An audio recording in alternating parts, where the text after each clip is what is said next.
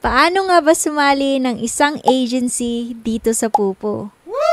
Alam naman natin na isa si Pupo sa mga live streaming platform na pwede kang kumita kahit walang viewers or walang gifters. At makaka-withdraw ka pa rin. At kung may agency ka, mas mapapabilis ang income mo dahil nagtutulungan kayo. So, paano nga ba sumali? Una, kailangan may Pupo account ka. Pangalawa, pumunta sa account icon. Dito mo makikita ang total followers, coins, points, rewards, at iba pang features. I-scroll down mo lang at hanapin ang My Agency. Pangatlo, pindutin ang My Agency. May dalawang paraan para makapasok sa isang agency. Una, hingiin ang agent ID at i-type sa method 1. Pangalawa, kung ikaw naman ay naghahanap ng agent, send mo lang ang iyong user ID o host code sa agency na gusto mong salihan. At paalala, kung naka-join ka na sa isang agency, hindi ka na makaka-leave nang walang valid reason.